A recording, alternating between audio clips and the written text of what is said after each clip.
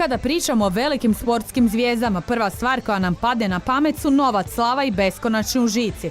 No svaka medalja ima naravno dvije strane.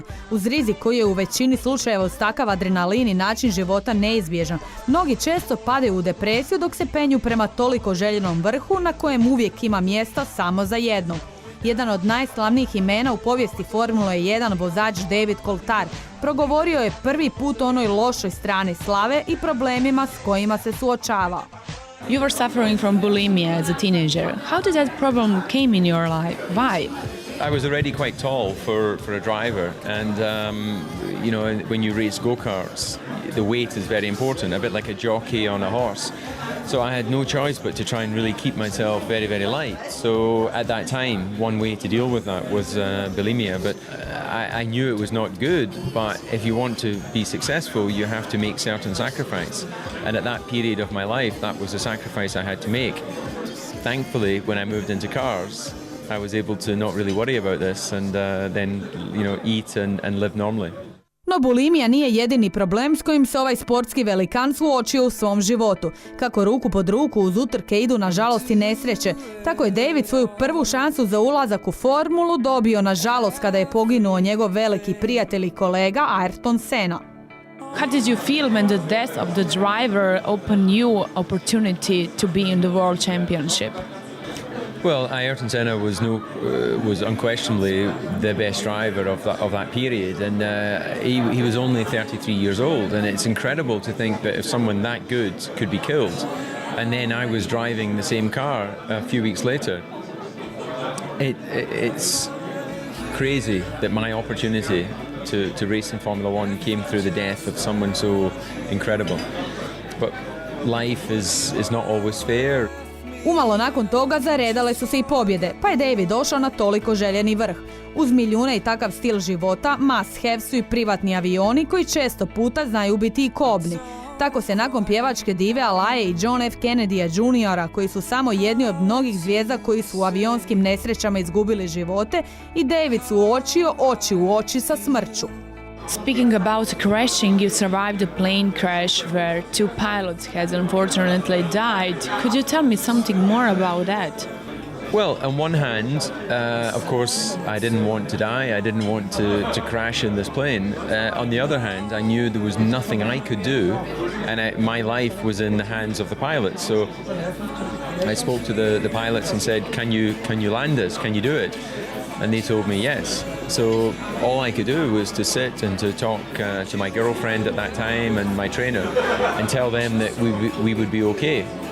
But I never realized that a few minutes later the pilots would be dead and I would be coming out through the front of the aircraft. Bliski susret sa smrću doživio je najveća legenda Formule 1 svih vremena, Sir Stirling Moss. On je nakon teške nesreće umalo postao invalid te se morao oprostiti zauvijek sa formulom. One of the reasons I began racing was because it was dangerous, because when you're young you like to do dangerous things. And regrettably I had a big accident. I was unconscious for a month and paralyzed for 6 months, and it meant that at 32 years of age I had to learn how to make a living. And I knew nothing other than racing, so I either could have been an estate agent or I could have been a member of parliament. If you know nothing, those are two things open to you. So I decided to go into property. Naime, situacija s tadašnjim sportskim zvijezdama ipak je bila neupitno drukčija nego danas. Tako Sir Stirling Moss često kaže da danas nikada ne bi bio formulaž. My quality of life was far better than it is today because we didn't make the money, but we had much more fun. We could chase pretty girls like you see. They're not allowed to do that nowadays. They've got to go and speak to Vodafone first or somebody else. No mnoge ipak to ne sprečava da mijenjaju cure kao čarape. Tako je Coulthard svoje prve zaruke s manekenkom Heidi Viklinski najavio već u 20-ima, no karipsko vjenčanje pretvorilo se u katastrofu. Coulthard se zadnji čas predomislio. It was 3 months before. It just wasn't the right person at the right time. And sometimes you don't realize until you get closer to the event. And, I obviously explained to her that I just didn't think it was the right time in my life to be married. And then, of course, the relationship came to an end.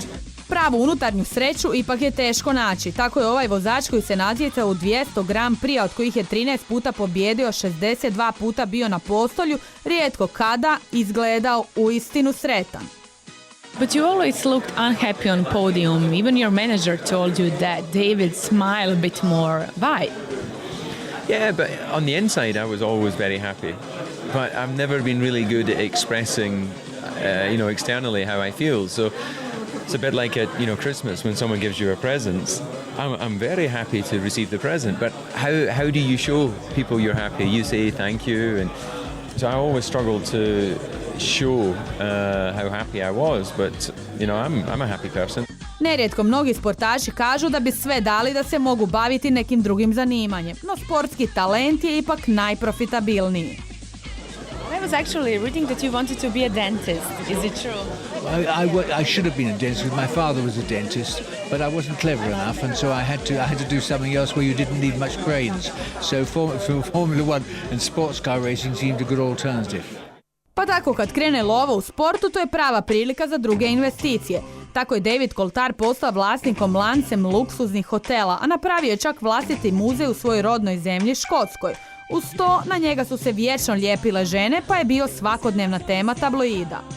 You were with Heidi Klum and a lot of top models, and everybody called you biggest playboy of racing. For me, I'm not a playboy. I'm just a village boy who raced cars.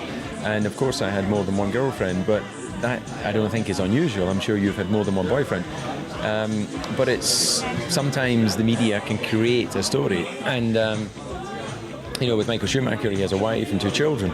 So it's very difficult to pretend he's a playboy. But for me, I never had that situation when I was younger. So that was the story and that was the tabloid headline. No 2004. godina Davidu je promijenila život. Na Grand Prix u Monci zaljubio se u reporterku francuske televizije Karen Minier, koja je intervjuirala formulaše na stazi. Iako su svi mislili da je i ona prolazna avantura poput ostalih, David je prošle godine s Karen dobio sina i život mu je napokon dobio toliko željeni smisao. When you met Karen, your fiancé, your life has changed. How did you know that she is the one? I mean, you were engaged twice before. It's very difficult to maybe explain in words why you would know that's the right person, but I guess it's a combination of what you feel inside your chest, what your brain is telling you about how that person is. Of course you need an attraction, otherwise the relationship will never work, but just the way she deals with things and it just gave me the confidence that she was someone to be a partner that you could live your life with. Evo kako izgleda druga strana medalje jedne sportske zvijezde. Zato kada sljedeći put pogledate kako neki sportaš stoji na postolju dok hrpa žena vrišti sa tribina, znajte da je do tog trenutka ipak puno suza bilo proliveno. No nije svatko ni stvoren da postane prvi. Ali jedna stvar u kojoj će se sigurno svi jednoglasno složiti je da Beatlesi nisu bez veze otpjevali onaj njihov hit "Novac uistinu ne može kupiti ljubav".